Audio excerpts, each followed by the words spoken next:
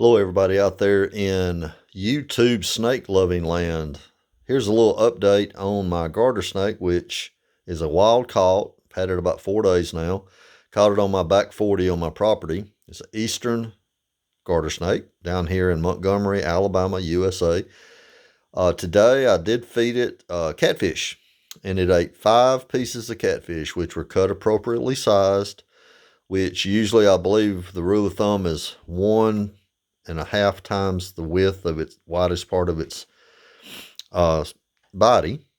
You do have to feed them different than you do a regular snake. They're just these rodents. So it really ate it down good. I've got a water dish in here. I did update a little bit on that. It likes its water dish. I did have to clean it because, as they do, they poop in it. So when you have a soaker that likes to soak in the water a lot, as a garter snake, you have to check that water every day and clean that out immediately if it has poop in it, because they will drink that same water and you don't want them to get sick. So it's doing pretty well. It's hiding now. It's on its heat pad underneath all that.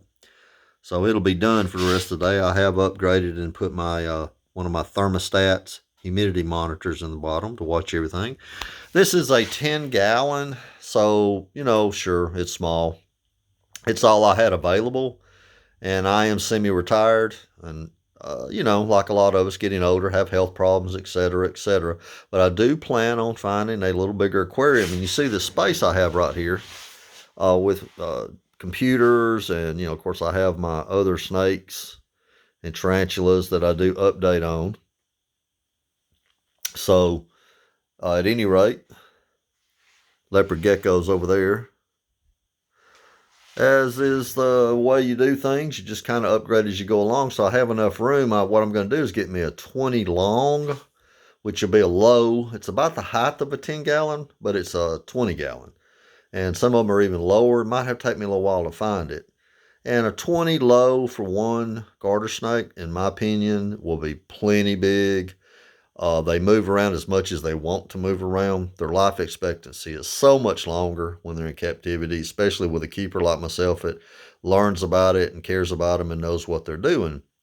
So, at any rate, be sure to put heavy things on top of your aquarium, as you see my bricks on this one, because the garter snake will push its way out if it can. They are strong for the size that they are. They're small, but let me tell you what, they are strong. Just like old Monty here, my ball python. I have him in a very secure cages.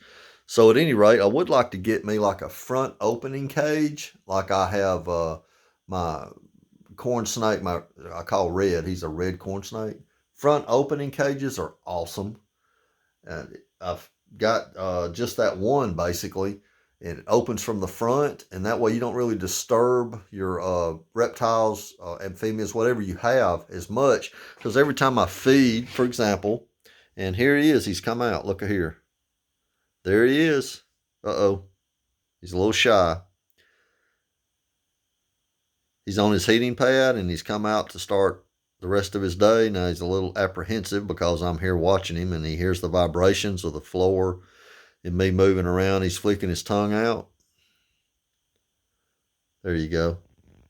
There he is. He's got a belly full of catfish. He's doing just fine. He's enjoying his environment. I'll back it back out a little bit. So I did have a few earthworms right there that I fed him yesterday, and I won't have to feed him for a couple of 2-3 days now. I am recording everything as I do all my snakes. I have a snake log that I record everything, so I know exactly when I do and don't do things. So just be sure to treat them right. Give them plenty of space, as much as you can afford. Change their environment. I put a ceramic log set up here that I bought years ago, and just change their environment. These are really curious snakes. They move around a lot. So I think, what do they call it? I forget what they call it when you're worried about your snake's happiness, that he experiences new things in his aquarium.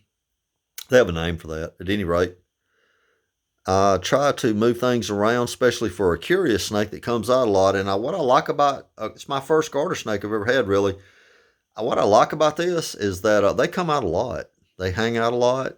They check things out. And a lot of my snakes, they stay up a lot. You don't only see them at night or when they're hungry. So I'll be doing updates on the garter snake. So far, we call it Tinker Snake because Tinker, my dog, found it.